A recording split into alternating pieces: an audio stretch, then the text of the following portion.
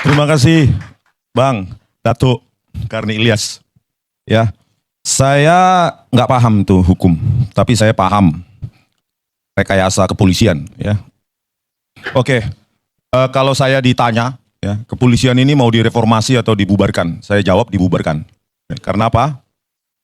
Karena memang sudah kotor, buruk.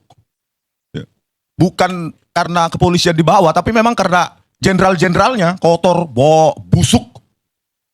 Saya kasih contoh, mantan Kapolri. Dialah otak rekayasa barang bukti digital.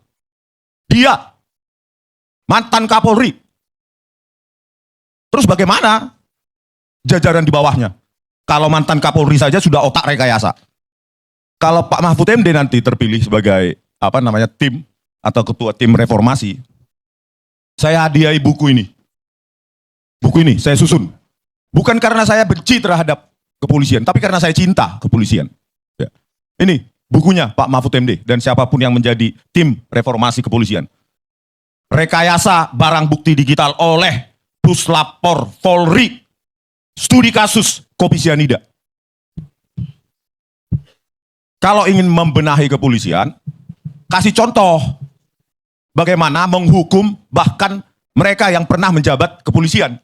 Demonstrasikan bagaimana tindakan atau hukuman yang lebih berat bisa diterapkan kepada mereka yang bahkan pernah menjadi pimpinan Polri.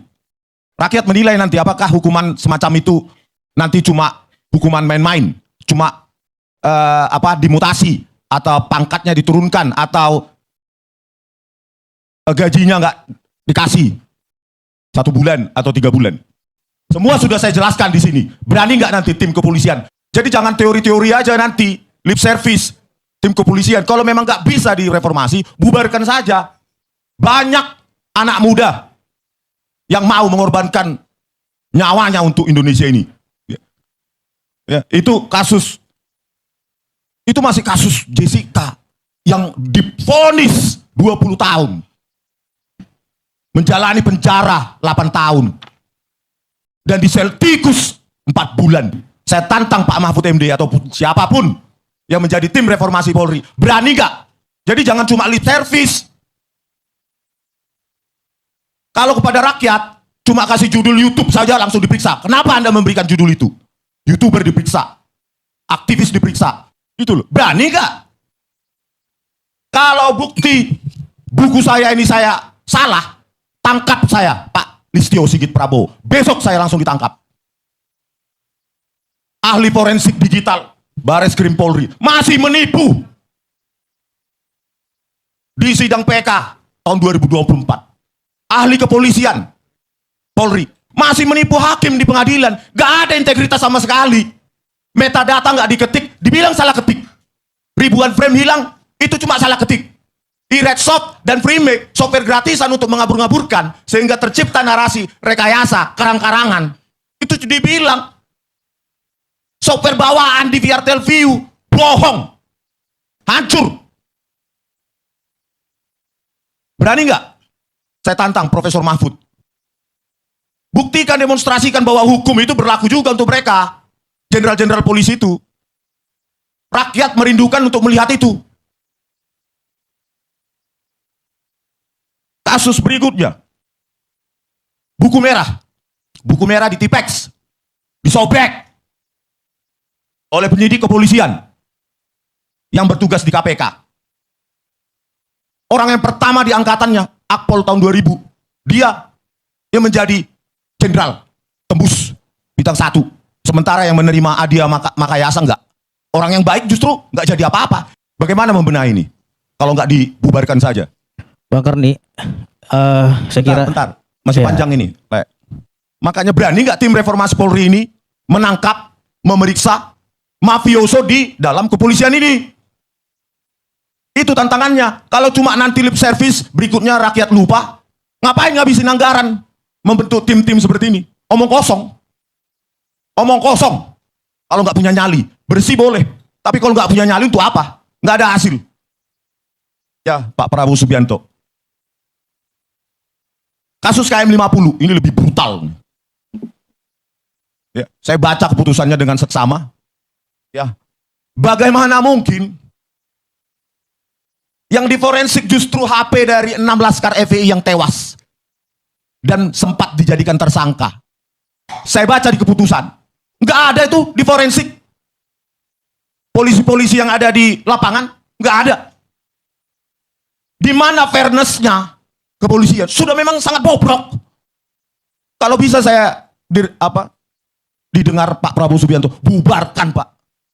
Dan jangan ada lagi pangkat-pangkat jenderal untuk kepolisian. Sombong. Seperti negara lain saja, inspektur utama kepolisian, inspektur ini kepolisian. Jangan pakai jenderal-jenderal. Sombong mereka.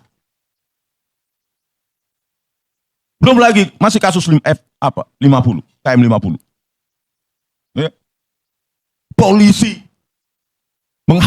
memerintahkan menghapus jejak digital di HP di warga rest area KM 50. CCTV-nya juga diperintah hapus. Genangan darahnya juga malah dibersihkan, bukan di polis lain. Rest areanya justru langsung dibubarkan. Padahal baru setahun berdiri. Fiber optik 20 jam sebelum putus. Hanya anak kecil yang percaya itu. 20 jam sebelum kejadian 7 Januari 2020 putus. Tidak dianalisa seratnya. Serat fiber optiknya. Benar nggak putus? Apakah digunting, dimakan tikus, kena petir? Tapi itu semua diterima hakim. Karena hakim berpendirian, kalau sudah keterangan dari kepolisian, itu pasti benar.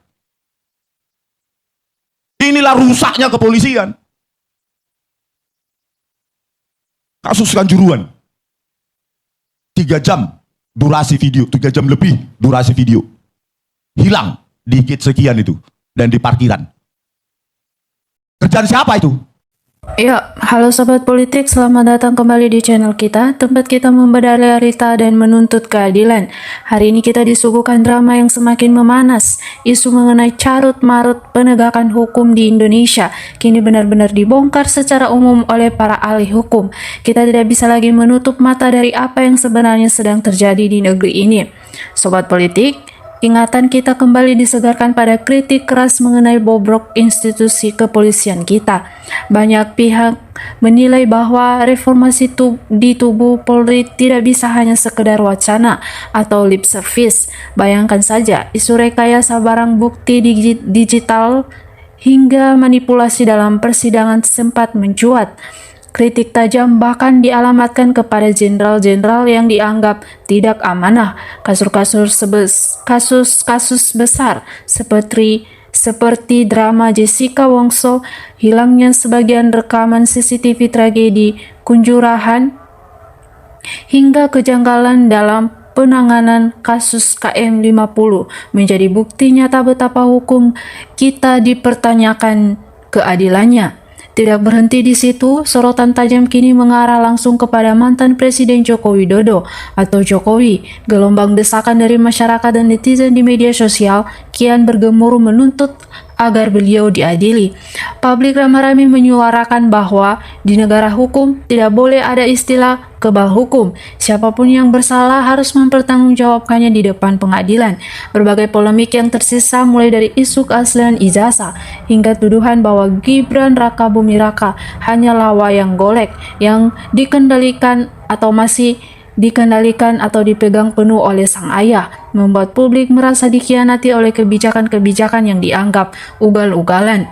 Kondisi ini diperparah oleh maraknya isu keserakahan pejabat, mulai dari tambang ilegal hingga perampasan lahan rakyat yang kian menyengsarakan masyarakat bawah. Publik ini menaruh harapan besar kepada Presiden Prabowo Subianto untuk berani mengambil tindakan tegas, membersihkan mafia di dalam instansi hukum, dan membuktikan bahwa hukum di Indonesia tidak tebang pilih atau tajam ke bawah tapi tumpul ke atas. Sebab jika kebusukan-kebusukan ini terus disembunyikan, maka yang akan menjadi korban adalah masa depan generasi penerus bangsa kita sendiri. Nah, Sobat Politik, di sini juga ada teman-teman kita yang berkomentar, datang dari Julianus mengatakan, salut Pak Doktor Rismond Seanipar maju terus dan bongkar kebobrokan aparat hukum yang penuh rekayasan. Kemudian datang dari Ed Agustiawan mengatakan betul-betul apa yang diucapkan Bang Rismond. Fakta buktinya jenderal yang disebut pun hanya bisa diam. Kemudian datang dari Ed Laude Taharia mengatakan adili Jokowi dan semua yang terkait permasalahan hukum. Bagaimana menurut kalian sobat politik? Apakah penegak hukum yang jujur dan adil benar-benar akan ditegakkan di negeri ini, ataukah drama ini akan menguap begitu saja?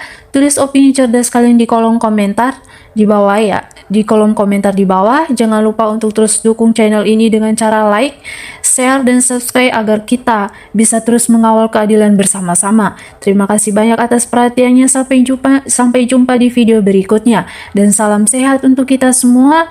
Salam NKRI, harga mati.